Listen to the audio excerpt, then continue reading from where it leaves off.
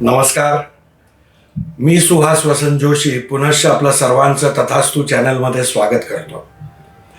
गोचर मालिका जी आपण सुरू केलेली आहे आणि त्याच्यामध्ये जे दर महिना जे काही ग्रहांचे राश्यांतर होतात, राशी परिवर्तन होतात, कुठला ग्रह वक्री होतो, कुठला मार्गी होतो, कुठला अस्त होतो, तर याचे महत्त्वपूर्ण जे रिझल्ट्स आपल्या आयुष्यामध्ये दिसणार आहेत प्रत्येक राशीवर, जगाला, देशाला आणि प्रत्येक व्यक्तीला.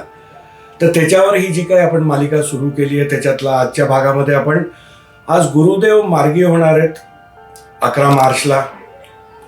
आज ते मिथुन राशीमध्ये भ्रमण करत साधारण एक 1.5 डिग्रीपर्यंतच फक्त जाऊन ते पुन्हा 15 ते 20 दिवसातच ते वक्री झाले आणि आता परत ट्रॅव्हल करत वक्री भ्रमण करत ते मिथुन राशीमध्ये पुनर्वसू नक्षत्रात त्यांच्या स्वतःचं स्वनक्षत्रात त्यांचं हे वक्री भ्रमण सुरू आहे आणि 20 डिग्रीला ते मार्गी होतात. तर नक्षत्र परिवर्तन ते करत नाही आहेत.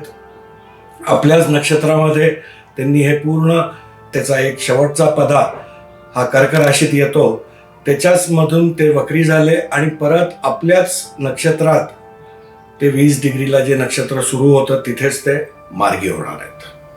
तर या सगळ्या गोष्टींचा काय इम्पॅक्ट पडणार आहे वक्री झाल्यावर, प्रत्येक राशीला काय त्याच्यामुळे अडचण आली, कारण गुरुग्रह हा ओव्हरऑल भाग्याचा मालक आहे. कालपुरुष कुंडलीमध्ये 9वं आणि 12वं म्हणजे धनु आणि मीन रास हे गुरुदेवाच्या आधिपत्याखाली येते.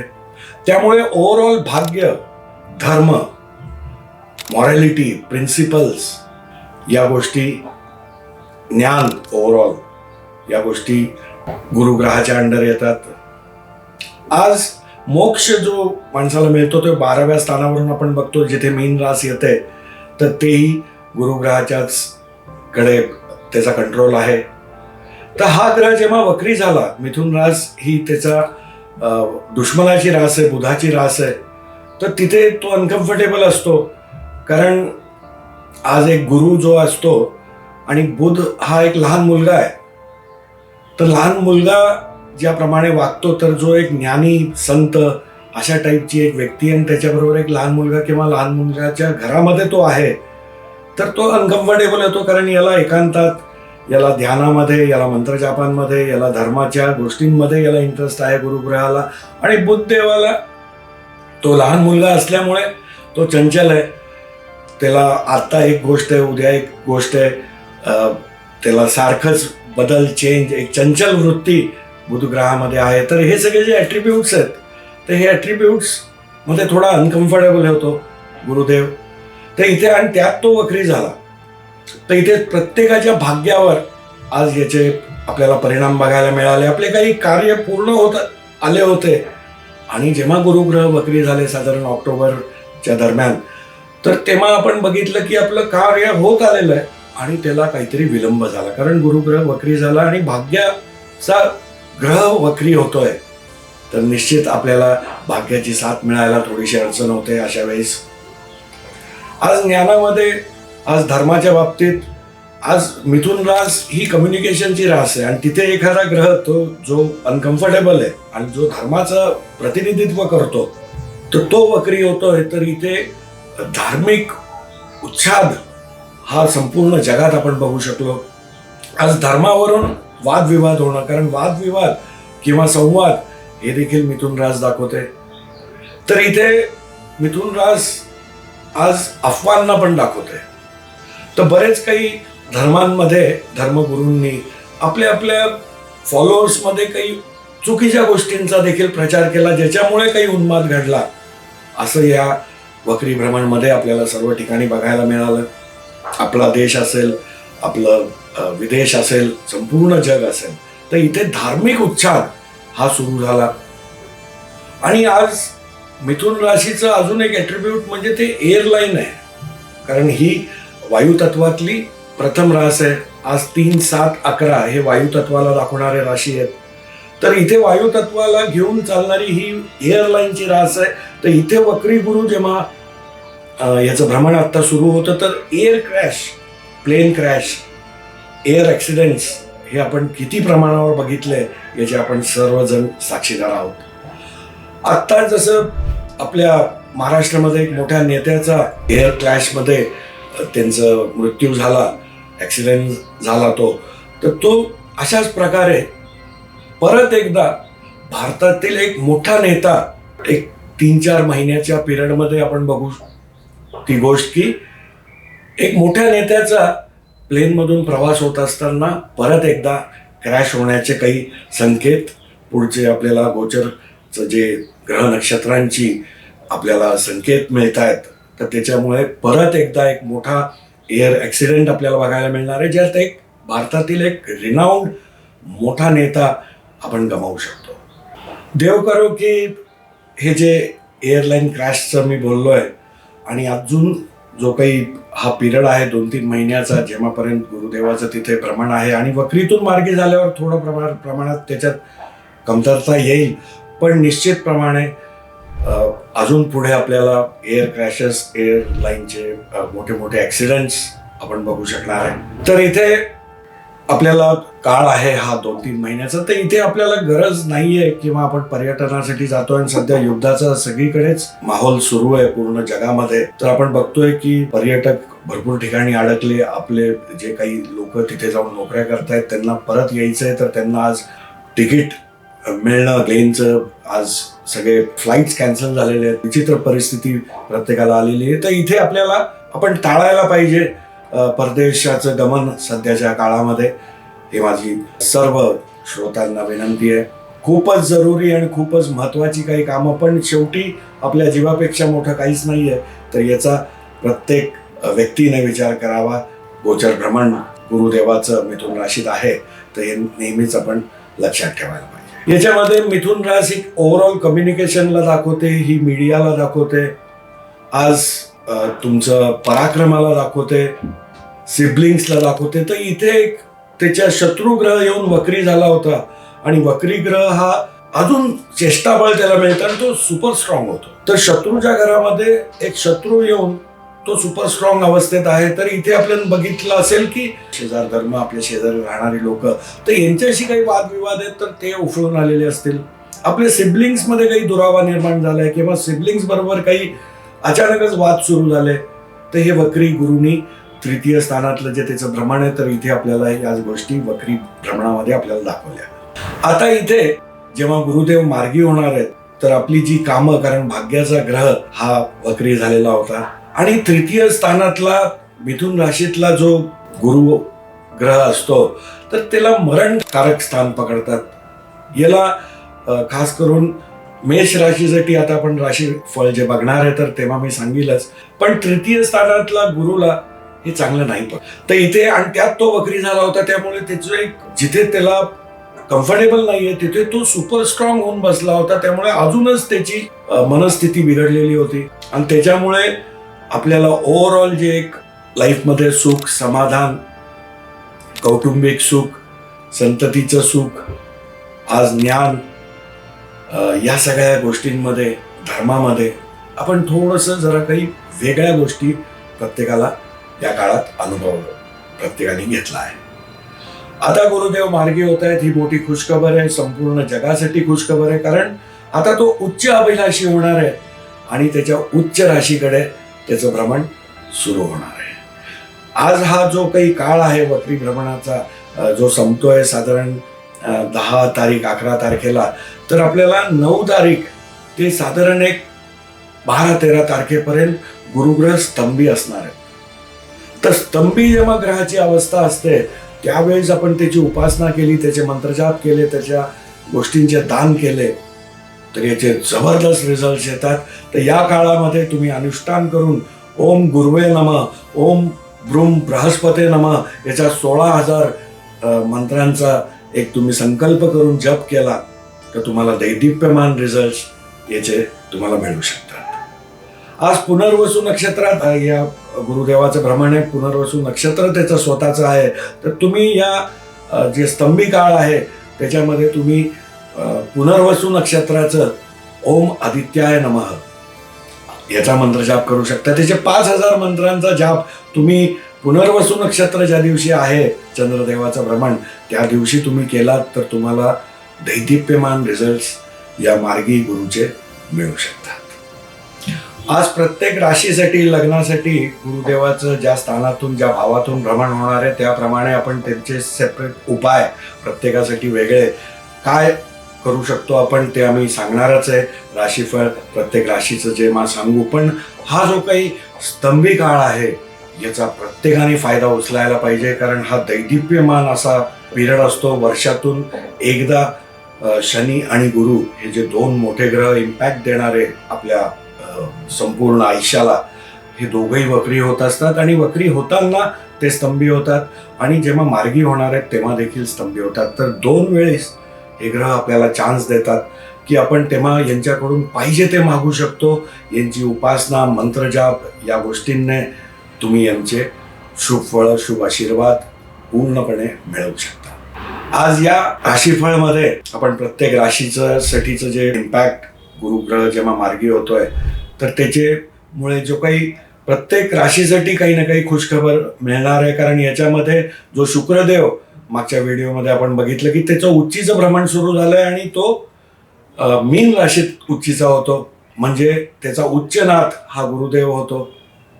आज शुक्रदेव तिकडे मीन राशीमध्ये, शनिदेव ज्यांचं पहिल्यापासून तिथे भ्रमण सुरू आहे त्याच्या परम मित्राला तिथे भेट त्याची झालेली आहे. आणि गुरुग्रहाशी हे मीन रास आणि मिथुन राशीत हे जे काही घडतंय तर हे केंद्रात एकमेकांच्या घडतंय. त्यामुळे याचे खूप चांगले रिझल्ट, जो काही खराब आणि एक दोन दोन ग्रहण झाले, पंचग्रही योग घडले, तर यांचे इम्पॅक्ट चालणारच आहेत. पण त्याच्यामध्ये काहीसा दिलासा, काही मनासारखी कामं, कुठे जे एकदमच वादविवाद आणि हा जो ॲग्रेशनचा एकदम काळ झाला होता तर तिथे काही ना काही आपल्याला प्रत्येक व्यक्तीला, प्रत्येक राशीला काही शुभ संकेत हे गोचर प्रमाण दाखवत आहे. राशी भविष्य आपण सुरू करण्याच्या आधी मला एक नम्र विनंती आहे सर्व श्रोतांना की कुठलंही शास्त्र किंवा कुठलंही ज्ञान हे बिना गुरुदक्षिणा दिलं हे लाभत नसतं. तर आम्हाला तुमच्याकडून कुठल्याही पैशाची, दक्षिणेची अपेक्षा नाही आहे. फक्त तुम्ही व्हिडिओ बघितल्यावर त्याला सबस्क्राईब करा, चॅनलला लाईक, कमेंट, शेअर करून तुम्ही आम्हाला ही दक्षिणा देऊ शकता. आणि तेव्हा तुम्हाला या जो काही ज्ञान मला आहे थोडं, तर ते आम्ही जे द्यायचा प्रयत्न करतोय त्याचा निश्चित तुम्हाला लाभ होईल, आमच्या उपायांचा तुम्हाला निश्चित लाभ होईल याची मी तुम्हाला ग्वाही देतो. आणि सर्वांना ही माझी नम्र विनंती आहे. राशी मालिकेतील प्रथम रास मेष रास. मेष राशीसाठी मिथुन रास ही तृतीय स्थानात येते आणि तृतीय स्थानामध्ये गुरुदेवाचं हे मागच्या 20 मे पासून भ्रमण सुरू झालं. तृतीय स्थानात गुरुदेव कुठल्याही राशीत आला तरी त्याला गुरुबळ नाहीये पकडतात, त्याला मरणकारक स्थान पकडतात. कारण मुळात तो भाग्याचा मालक आहे आणि त्याला बुधदेव जो एक शत्रुत्व आहे त्या ग्रहांचं आपापसात. कारण मी सांगितलं की बुधदेव म्हणजे एक टीनएज मुलगा आहे, लहान मुलगा आहे, आणि गुरुदेव म्हणजे साक्षात ज्ञानी संत गुरु. आज प्रिन्सिपल्स आणि धर्म, फिलॉसॉफी याच्यावर जी व्यक्तीचं प्रभुत्व आहे त्याला एका लहान मुलाबरोबर किंवा लहान मुलाच्या संगतीमध्ये त्याला आज ठेवण्यात आलं तर तो जसा वैतागेल तसाच गुरुग्रह तृतीय स्थानामध्ये, मरणकारक स्थानामध्ये त्याचा अडचण होते, तिथे तो अनकम्फर्टेबल होतो. तर या काळात त्यात त्याचं वक्री प्रमाण जेव्हा झालं तर हे प्रमाण अजून वाढलं, कारण गुरुग्रह तिथे अनकम्फर्टेबल आहे आणि त्याला चेष्टाबळ मिळालं, म्हणजे अजून अनकम्फर्टनेस याच्यामध्ये वाढला. आज आपल्याला हे जो काही मार्गी आता गुरु होतोय आणि तो आपल्या उच्च कर्क राशीकडे आता त्याची वाटचाल होणारी, याला उच्च अभिलाषी हे गुरुदेवाचं भ्रमण जे सुरू होतंय मार्गी होऊन, तर त्याचे निश्चित शुभ लाभ आपल्याला मेष राशीसाठी, जो काही आपल्याला 7.5चा एक काळ सुरू आहे त्याच्यामध्ये जो पंचग्रही योग आपल्याला लाभ स्थानात बनला, आपल्या पंचम स्थानात जे ग्रहण झालं, लाभ स्थानात ग्रहण झालं, तर इथे जो काही एक मेस क्रिएट होत होता तो तिथे काहीसा दिलासा देणारा हा आपल्याला पिरियड, कारण शुक्रदेवाचं उच्चस्थ भ्रमण आपल्या 12व्या स्थानातून सुरू झालंय आणि गुरुदेव आता मार्गस्थ होऊन तृतीय स्थानात 11 मार्च पासून त्यांचं सरळ त्यांची स्वराशीची दृष्ट तुमच्या भाग्यावर पडणार आहे. ते स्वतः तुमच्या भाग्याचे मालक आहेत. तर भाग्याचा मालक भाग्याला बघतोय तर तो निश्चितपणे भाग्याला वृद्धिंगत करणार आहे. तुमच्या गुरूंकडून, तुमच्या बॉसकडून, तुमच्या वरिष्ठांकडून, तुमच्या वडिलांकडून तुम्हाला निश्चित सपोर्ट मिळणार आहे. या काळामध्ये तुम्हाला अधार्मिक कृत्य बिलकुल करायचं नाहीये, कारण 9वं घर धर्म आहे तर 3य घर हे अधर्म आहे. तर इथे आपल्याला जेवढे आपण गोष्टी करू, कारण 3rd हाऊस हे हाऊस ऑफ ऍक्शन्स आहे, आपले एफर्ट्स आहेत, आपला पराक्रम आहे, आपलं कम्युनिकेशन आहे, आपला संवाद आहे. तर इथे या गोष्टींमध्ये कुठेही आपण काही अधार्मिक करतोय, धर्माला सोडून करतोय, तर एवढं कटाक्षाने आपल्याला टाळायचंय. कारण आधीच इथे गुरुबळ नाहीये, गुरुदेव अनकम्फर्टेबल आहे आणि तिथे आपण गुरुच्या विरुद्ध, धर्माच्या विरुद्ध काही गोष्टी करतोय. आज शेजार धर्म हे जे काही आपण म्हणतो, तर शेजारच्यांशी आपल्याला जुळवून घ्यायचंय. शेजारच्यांशी तुम्ही वादविवाद वाढवू नका. हा गुरु जे उरलेलं आता त्याचं प्रमाण आहे, साधारण 3-1 महिने आहेत आपल्याला, कारण 11 जूनच्या पहिल्या आठवड्यामध्ये कर्क राशीमध्ये प्रवेश करणार आहेत. तर ह्या काळात तरी कमीत कमी आपण कधीच आपल्या शेजारच्यांशी वादविवाद भांडणं करायचीच नसतात, कारण आपल्याला जेव्हा कधी अडचण येणार आहे तर शेजारचीच व्यक्ती पहिलं आपल्याला मदतीला येऊ शकते. आणि तिथे आपण समजा काही मेस क्रिएट करून ठेवला तर तो देखील जो एक आपल्याला गोष्ट आपल्याला मदतीला येऊ शकते, तर ते पण आपण आपल्या हाताने ती गोष्ट थांबवून टाकतोय असं होतं.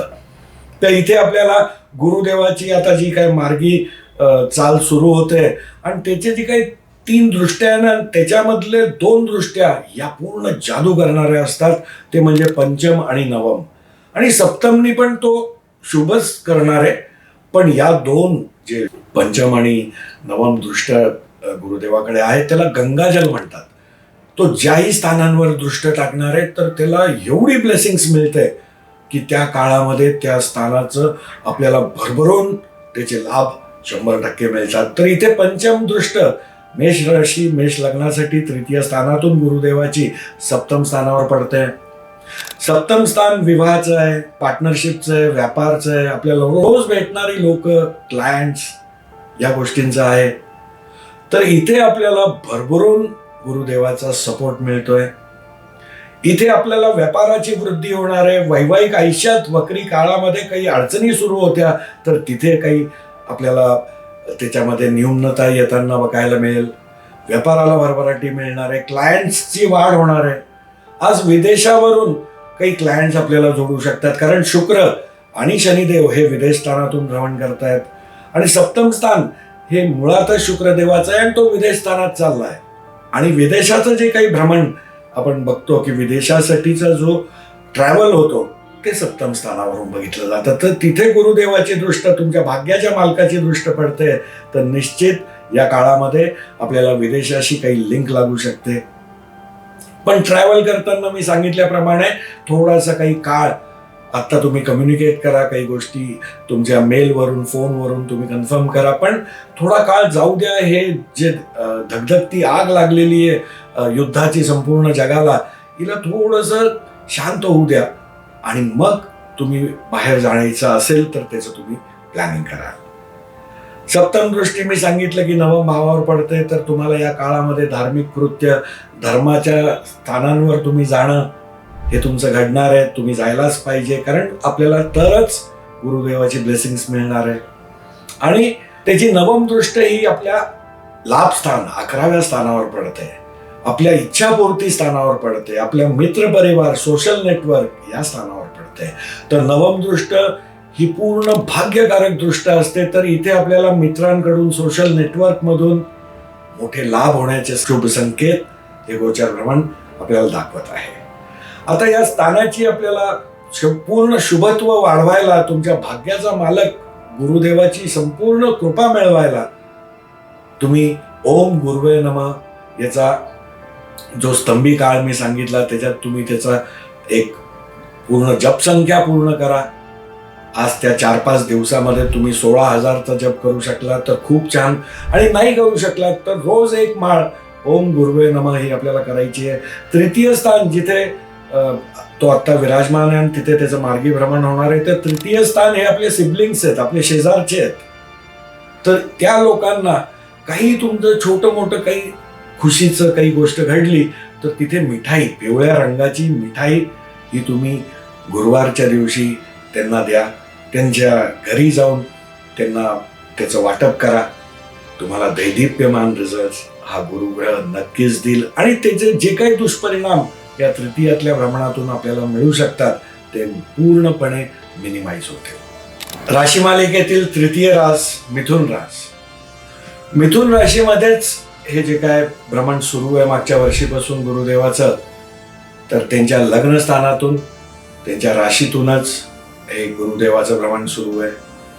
तर इथे गुरुदेव आज लग्नी, आज खूपच जबरदस्त ब्लेसिंग्स, याला भरपूर ग्रंथांमध्ये उल्लेख आहे की लग्नी जेव्हा गुरुदेव असतात तर त्याचे जबरदस्त माणसाच्या आयुष्यामध्ये त्याला लाभ होतात. पण इथे मिथुन रास, मी सांगितलं की दोघांचं शत्रुत्व आहे बुधदेव आणि गुरुदेवाचं. तर इथे आपल्याला त्याचं जो काही वक्री काळामध्ये तुम्हाला काही त्याचे अनुभव आले असतील आणि जो काही एक पंचग्रही योग तुमच्या अष्टम स्थानात नवीन वर्षामध्ये बनला होता, आता तो तुमच्या भाग्याच्या घरामध्ये बनलाय. तर तो जो काही त्रास, तो जो काही मेस क्रिएट झाला होता, तर आता गुरुदेव त्यात वक्री होते आधीच. हे सगळं पंचग्रहीचा जमावडा, तिथे ग्रहण होत आहेत, 2 ग्रहण झाले. तर हा जो काही एक प्रत्येक जगातल्या प्रत्येक व्यक्तीसाठी एक वेगळ्याच ॲग्रेशन आणि अशा मोडवर जे सुरू होतं आणि आपल्या लाईफमध्ये काही मेस त्याच्यामुळे क्रिएट होत होते. तर इथे गुरुदेव आता मार्गी होत आहेत. तुमच्या लग्नस्थानात त्यांचे एक वन ऑफ द बेस्ट प्लेसिंग्समध्ये गुरुदेवाला पकडलं जातं लग्नस्थानी, तिथे ते मार्गी होत आहेत. आणि मार्गी झाल्यावर त्यांची जे काही दृष्टी पडतायत, एक पंचम म्हणजे संतती स्थानावर, पूर्व पुण्याईच्या स्थानावर, एक सप्तम विवाहावर, व्यापारावर आणि एक नवम भाग्यस्थानावर. तर या ज्या काही दृष्ट गुरुदेवाच्या आपल्या 3 महत्वपूर्ण स्थानं की संततीचं प्रेम आहे, संतती आहे, वैवाहिक सुख आहे, व्यापारात भरभराटी आहे आणि धर्म, वडील, आपले लिनिएज यांची आपल्याला ब्लेसिंग्स आहेत. तर या 3 ठिकाणी गुरुदेवाचे आज गंगाजल गुरुदेव तिथे शिंपडणार आहेत. त्यांच्या दृष्टीने तिथे संपूर्ण ब्लेसिंग्स तुम्हाला मिळणार आहेत. तर एक खूप महत्त्वपूर्ण असा हा काळ तुम्हाला ठरणार आहे. आज याच्यामध्ये आपल्याला प्रामुख्याने आपलं कम्युनिकेशन याच्यावर लक्ष देणं खूप गरजेचं आहे. कारण आत्ताच आपल्या तृतीय स्थानात, तुमच्या मिथुन राशीसाठी तृतीय स्थानात सिंह रास येते आणि 3 मार्चला तिथे केतू, ज्याचं भ्रमण एक साधारण वर्षभर 7-8 महिन्यापासून तिथे सुरू आहे आणि तिथे चंद्रदेवाची दोघांची युती झाली आणि त्याच्यामध्ये ग्रहण झालं. आणि तुमचं जे लग्न आहे मिथुन 3 नंबरचं, तर हे कम्युनिकेशनला दाखवतं. तर या काळामध्ये तुम्हाला एकच करायचं आहे, कारण गुरुदेव अनकम्फर्टेबल आहेत तिकडे, तर कम्युनिकेशनला खूप लक्ष द्यायचं आहे. कटाक्षाने कुणालाही काही बोलणं, कुणाच्याबद्दल मागे काही निंदा करणं, या गोष्टीला आपल्याला पूर्णपणे कटाक्षाने टाळायचं आहे. आपल्याला मेल पाठवायचा आहे, आपल्याला मेसेज करायचा आहे, कुठलाही पत्र व्यवहार आपण करतोय, कम्युनिकेशन आपण कुठेही करतोय, तर तिथे 2 वेळा विचार करून शब्दांची रचना करा, त्यानंतरच बोला, विचारपूर्वक बोला. कारण काही ना काही आपल्या बोलण्यामुळे गोंधळ होऊ शकतो, काही ना काही आपल्या बोलण्याचा विपरीत अर्थ काढला जाऊ शकतो आणि आपण काहीतरी वेगळंच आपल्या डोक्यात मनात होतं आणि समोरच्याने काही वेगळं घेतलं आणि त्याच्यामुळे मेस क्रिएट झाला. अशा गोष्टी घडण्याचे संकेत हे भ्रमण दाखवत आहे. बाकी ह्या गोष्टी तुम्ही याच्यावर लक्ष दिलं तर गुरुदेवाचं जे आता उच्चस्थ त्याच्या राशीकडे होणारं उच्च अभिलाषी भ्रमण जे सुरू होत आहे, तर त्याच्या दृष्टी त्याच्या पडतायत, त्या तुमच्यासाठी खूपच चांगला काळ येत्या या 3-4 महिन्यामध्ये आपल्याला दाखवत आहे. याच्यामध्ये पंचम स्थानावर जी दृष्टी पडते, तर संतती सौख्य मिळायचे आपल्याला शुभ संकेत दिसत आहेत. संततीसाठी प्रयत्न करतायत, तर संतती आपल्याला होण्याचे काळ देखील आता येऊ शकतोय. ते पूर्व पुण्याईचं स्थान आहे. समजा एखादं एज्युकेशन घेत असलेल्या विद्यार्थीची कुंडली आहे मिथुन रास, मिथुन लग्न, तर हे पंचम स्थान हे ज्ञानाचं आहे, आपल्या शाळेचं आहे, प्रायमरी एज्युकेशनचं आहे. तर तिथे देखील आपल्याला चांगले रिझल्ट मिळताना दिसत आहेत. हे स्थान मंत्रजापाचं आहे, पूर्व पुण्याईचं आहे. तर इथे आपल्याला आपली पूर्व पुण्याई पूर्णपणे गुरुदेवाच्या आशीर्वादाने पूर्व पुण्याईची मदत होऊ शकते, पूर्व पुण्याई जागृत होऊ शकते. आणि ते जागृत करायला तुम्ही मंत्रजापाचा सहारा घेऊ शकता. तुमच्या पंचम स्थानात तूळ रास येते. तूळ राशीचा स्वामी शुक्रदेव आहे. तर तुम्ही ओम शुभ शुक्राय नमः हा तुमचा पंचमेश आहे, अतिशुभ ग्रह आहे.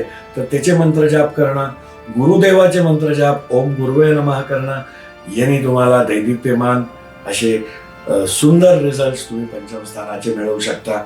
सप्तम दृष्टी विवाह स्थानावर पडते. तर वैवाहिक मध्ये काही अडचणी क्रिएट झाल्या होत्या, तर तिथे शुभ संकेत आपल्याला संपूर्ण त्या गोष्टी ज्या काही वादविवादाकडे चालल्या होत्या त्या तुम्ही संपुष्टात आणू शकता, कारण गुरुदेवाची दृष्टीतून तुम्हाला आशीर्वाद मिळतोय. पार्टनरशिप मध्ये काही प्रॉब्लेम झाले होते, तर तिथे देखील तुम्ही समेट घडवून आणू शकता, कारण व्यापाराला आता वृद्धी होणार आहे. क्लायंटचा बेस आपल्या मोठ्या प्रमाणावर वाढणार आहे. तर याच्यामध्ये डेलीचा काउंटर बिझनेस जो असतो तो देखील मोठ्या प्रमाणावर वाढू शकतोय आपला. रोज भेटणारी लोक ही आपल्याला काही ना काही ज्ञानी लोक भेटण्याचे देखील मोठे शुभ संकेत दिसत आहेत. तर या काळाचा संपूर्ण फायदा तुम्ही घ्या. आज त्याची तृतीय म्हणजे नवम दृष्ट म्हणजे भाग्याचं भाग्य दृष्ट ती पडते आपल्या नवम स्थानावर. तर हे खूपच छान कॉम्बिनेशन मिथुन राशी मिथुन लग्नासाठी बनतंय. फक्त तिथे जे कुंभ रास येते तुमच्या नवम स्थानामध्ये, तर तिथे पंचग्रही योग तिथे नुकतंच ग्रहण झालंय. तर तुम्ही आपल्या बॉसेसशी तुमचे काही वादविवाद झाले होते, तुमच्या वडिलांशी वादविवाद झाले होते, आपल्या गुरुतुल्य लोकांशी काही आपलं वरिष्ठांशी काही वादविवाद झाले होते, तर तिथे समेट घडवण्याचं आपल्याला संकेत दिसत आहेत. कारण गुरुग्रहाची दृष्ट तिकडे पडते. फक्त तुम्ही गोष्टी वाढवू नका. कम्युनिकेशन मध्ये नीट लक्षपूर्वक दोनदा विचार करूनच कम्युनिकेट करा, म्हणजे आपल्याला या सर्व जे भ्रमण आहे आता गुरुदेवाचं मिथुन राशीतून याचा संपूर्ण शुभ लाभ तुम्ही मिळवू शकता. तुम्हाला संपूर्ण कृपा तुमच्या भाग्याची पंचम स्थानाची मिळून तुमच्या व्यापाराला वृद्धी, तुमच्या दशम स्थानातून जो शनी चाललाय त्याच्याबरोबर उच्चस्थ पंचमेश तुमचा शुक्रग्रह चाललाय, तर स्टेटस मध्ये वाढ, तुम्हाला खूप दैदिप्यमान रिझल्ट या गोचर भ्रमणाचे मिळू शकतात. आणि याच्यासाठी तुम्हाला जे मंत्र जाप मी सांगितले ते तुम्ही निश्चित करायला पाहिजे. आणि हा जो पंचग्रही जमावडा तुमच्या भाग्यस्थानात बनलाय आणि राहुदेव तर आता या वर्षा अखेरपर्यंत तिथेच आहे. तर राहुदेव धर्मस्थानात आलेला आहे. तर तुम्ही अधार्मिक कृत्य करण्याचे चान्स आहेत. तर अधर्मापासून तुम्ही स्वतःला अलिप्त ठेवा. तुम्ही धार्मिक स्थानांवर जास्तीत जास्त जाऊन सेवा देण्याचं काम तुम्ही करा.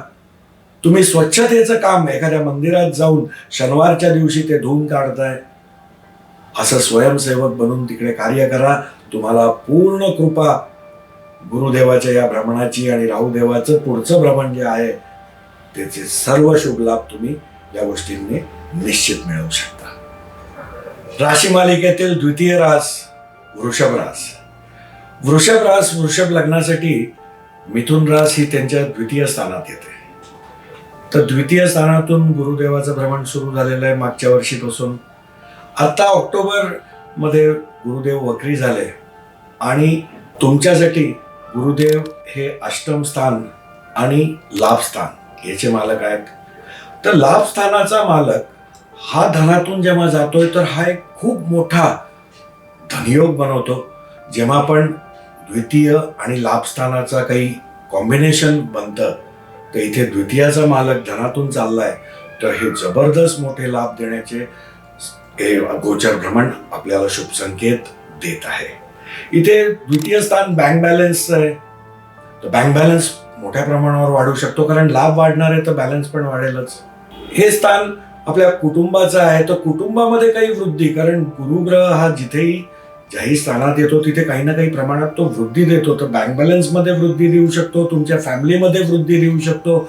आपल्या घरात कोण विवाह इच्छुक कोणी व्यक्ती असेल किंवा तुम्ही स्वतः असाल तर तुमचा विवाह होण्याचा योग किंवा कुणाला संतती होण्याचा योग, इथे आपलं जे कुटुंब आहे त्याच्यामध्ये कुणाची तरी वृद्धी होणार आहे. हे शुभ संकेत हे गोचर ब्रह्मांड आपल्याला दाखवत आहे. द्वितीय स्थान आपल्या वाणीचं आहे. तर वाणी आज मुळातच तिथे कम्युनिकेशनची रास मिथून आहे. तर तुमच्यासाठी कम्युनिकेशनमुळे धन येण्याचे कायमच योग नेहमी बनत असतात. आणि तिथे गुरुग्रहासारखा एक पवित्र शुभ ग्रह, धर्माचा ग्रह आलेला आहे.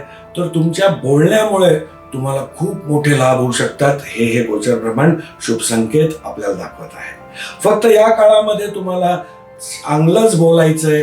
कुणाच्याही साठी कुणाचीही निंदा मागे करणं आज खास करून जिथे मिथुन रास येते आणि ती मुळात तृतीयात किंवा द्वितीयात जेव्हा येते तर व्यक्ती कुणाची पण त्या व्यक्तीच्या मागे निंदा करण्याचं आज आपल्याला हा एक दोष असतो. आणि हा दोष हा न कळत प्रत्येक जणच काही छोट्या मोठ्या प्रमाणात करत असतो. पण निंदा दोष हा खूप मोठा दोष आहे. आज तुम्हाला एखाद्याचे दोष त्याच्याबद्दल बोलायचे, त्याची चर्चा करायची, तर त्याच्या मागे नाही करायची. आपण त्याला स्वतःच्या तोंडावर त्याला तुम्ही सांगा, म्हणजे तो काही आपली सुधारणा तरी करू शकतो. पण आपण तो नसताना तिसऱ्या व्यक्तीशी जेव्हा त्याच गोष्टीबद्दल चर्चा करतो तर याचं दोषात रूपांतर होतं. आणि आज मी नाही बोलत आहे पण मी ऐकतोय समोरचा असं असं सांगतोय याच्याबद्दल, तर मलाही तो दोष लागतो. तर या गोष्टी वृषभ राशी, मेष राशीने कटाक्षाने नेहमीच टाळायचे आहेत. तर या बाबतीमध्ये तुम्ही निष्काळजी नका राहू. कटाक्षाने या गोष्टी तुम्ही टाळा. तुम्ही या काळामध्ये सकाळी जो प्रथम आहार आहे तेव्हा छोटासा केळाचा तुकडा तुम्ही घेताय. कारण केळ म्हणजे गुरुग्रह आहे, तो द्वितीय स्थानात आलाय. द्वितीय स्थान आपल्या आहाराला दाखवतो. तर रोज सकाळी जी पूजा घरातली आपण करतो तिथे केळाचं नैवेद्य तुम्ही दाखवताय किंवा पिवळी मिठाई दाखवताय आणि त्याचं सेवन तुम्ही करून तुमच्या या स्थानाची शुभ गुरुग्रहाच्या भ्रमणाची तुम्ही निश्चित वाढवू शकता. आज द्वितीय स्थानातून जे भ्रमण होत आहे त्याच्यामध्ये तो अष्टमाचा पण मालक आहे. तर अष्टम स्थान पैतृक संपत्तीला दाखवतो. अन मनी म्हणतात त्याला. तर काही इन्शुरन्स एखादा आपला पूर्ण झालाय, डेट ड्यू डेट आलेली आहे, तर ते पैसे तुम्हाला जे तुम्ही लक्षातच नव्हतं ते मिळू शकतात. तुम्हाला काही सासूरवाडी मधून देखील काही लाभ होऊ शकतो. तुम्हाला वैयक्तिक तुम्ही काही तुमचे पैतृक संपत्तीमध्ये काही वादविवाद सुरू होते तर त्याच्यामधून देखील अचानकपणे आपल्याला मोठा धनलाभ होण्याचे शुभ संकेत हे गोचर ब्रह्मांड दाखवत आहे. फक्त अष्टम स्थान पीडाला पण दाखवतो आणि तो वाणीच्या भावात गेलाय. तर वाणीमुळे पीडा, आणि गुरुग्रह हा ज्ञानी ग्रह आहे तर त्याला ज्ञानाचं नेहमीच घमंड असतो. तर आपल्या बोलण्यामधून कुठलाही घमंड येऊ नका देऊ, नाहीतर अष्टम स्थानातून पीडा जागृत तुम्ही स्वतःहून करून घ्याल. आज द्वितीय स्थानातून ज्या 3 दृष्ट्या गुरुग्रहाच्या पडतात आणि ज्याला आपण गंगाजल शिंपडल्यासारख्या, गंगाजलच्या ब्लेसिंग सारख्या म्हणतो, तर त्यातली पंचम दृष्ट पडते 6ष्ठ स्थानावर. 6ष्ठ स्थान रोग, ऋण, रिपू, शत्रू, लिटिगेशन्स या गोष्टींना दाखवते. तर इथे आपल्याला गुरुग्रहाची ब्लेसिंग्स मिळते. तर कर्ज संपवण्याचे योग निर्माण होऊ शकतात. तिकडे आपल्याला काही लिटिगेशन सुरू आहेत, काही कोर्ट कचेरी सुरू आहे, तर तिथे आपल्याला त्या गोष्टी संपवता येतील. आपल्या बाजूने निकाल लागण्याचे शुभ संकेत हे गोचर ब्रह्मांड दाखवत आहे. आज 6वं घर हे सेवाचं आहे. 6वं घर आपल्या आजोळचं आहे. तर आजोळमध्ये कुणाला काही मदत लागत असेल किंवा आजोळमध्ये तुमचं कनेक्शन बरेच दिवस काही जुळलेलं नसेल तर तिथे एक चक्कर मारा. त्यांची ब्लेसिंग्स आपल्या आजोळची, आपल्या मामाची, मावशीची, आपल्या आजोबांची तुम्ही घेऊ शकताय. तर या काळामध्ये त्यांचे आशीर्वाद तुम्हाला दैदिप्यमान, कीर्तिमान बनवण्यासाठी निश्चित मदत करतील. आज तुम्ही जी द्वितीय त्याची सप्तम दृष्ट पडते ती 9व स्थानावर पडते. 9व स्थान मी तुम्हाला सांगितलं की आपली सासूरवाडी आहे, रिसर्चचं आहे. तर इथे तुम्ही काही धर्माच्या रिलेटेड काही रिसर्च करताय, काही जुनं ग्रंथ वाचून काढताय, तुम्हाला खूप छान रिझल्ट या अष्टम स्थानात. मुळात जे काही पीडा आणि बरेचसे ॲट्रिब्यूट्स जे मनाजोगे नसतात, आपल्या ॲक्सिडेंट्स होणं, हॉस्पिटलायझेशन होणं, तर याच्यापासून मोठा बचाव आपला होऊ शकतो. तुम्ही जेवढं धार्मिक बनाल आणि धर्मामध्ये जेवढा रिसर्च कराल, जेवढा इंटरेस्ट त्यात घ्याल, तुम्हाला नेहमी अष्टम स्थानापासून गुरुदेव बचावात्मक आशीर्वाद तुम्हाला नक्कीच देईल. आज त्याची जी नवम दृष्ट पडते तर ती आपल्या दशम स्थानावर पडते. दशम स्थान आपलं overall status, career, profession, power, सत्ता, आपल्या वडिलांचं कुटुंब. तर या गोष्टींवर जी नवम दृष्ट पडते, आणि मी सांगितलं नवम दृष्ट म्हणजे भाग्य, कारण भाग्याचा मालक गुरुदेव, त्याची ती नवम दृष्ट म्हणजे भाग्याची भाग्याचं भाग्य दृष्टी.